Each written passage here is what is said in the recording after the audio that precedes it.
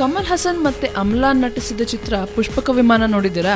1987ರಲ್ಲಿ release ಆದ ಈ ಮೂಕ ಚಿತ್ರಕ್ಕೆ ಎಷ್ಟು ಚಪ್ಪಾಳೆ ದಕ್ಕಿತ್ತು ಅಂದ್ರೆ ಅದರ ಪ್ರತಿಧ್ವನಿ ನಮ್ಮ ಭಾರತ ಚಿತ್ರರಂಗದಲ್ಲಿ ಈಗಲೂ ಕೇಳಿಸುತ್ತೆ. ಇಲ್ಲ ಕಮಲ್ ಹಾಸನ್ ರವರು ಪುಷ್ಪಕ ವಿಮಾನ 2 ಏನ್ ಮಾಡ್ತಾ ಇಲ್ಲ.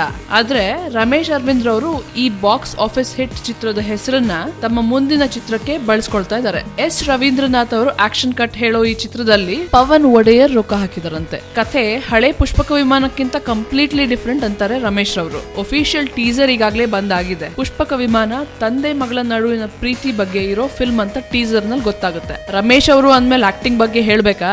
ನಂಗಂತೂ ಟೀಸರ್ ನೋಡಿ ಅಪ್ಪನ ನೆನಪಾಗ್ತಾ ಇದೆ. ನಾನು ಅಪ್ಪಂಗೊಂದು ಫೋನ್ ಮಾಡ್ಕೊಂಡ್ ಬರ್ತೀನಿ.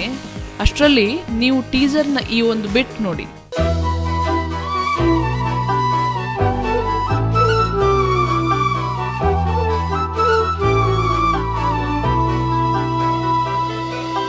By the way, this film has been dedicated to all fathers. Ramesh ಅವರ ಪುಷ್ಪಕ ವಿಮಾನ ಮತ್ತೆ ಕನ್ನಡ ಚಿತ್ರರಂಗದ ಇತರ ಅಪ್ಡೇಟ್ಸ್ಗಾಗಿ like, comment and subscribe to Sandalwood Central. ನಮಸ್ಕಾರ, ನಿಮ್ಮ ಉಪೇಂದ್ರ ಮಾತಾಡ್ತಿದ್ದೀನಿ. ಸ್ಯಾಂಡಲ್ವುಡ್ ಸೆಂಟ್ರಲ್ ಈ ಚಾನಲ್ನ ನೀವು ನೋಡ್ತಾ ಇದ್ದೀರಾ. ನೀವೆಲ್ಲರೂ ಸಬ್ಸ್ಕ್ರೈಬ್ ಮಾಡಿ ಈ ಚಾನಲ್ನ ಜಾಸ್ತಿ ನೋಡಿ. Thank you.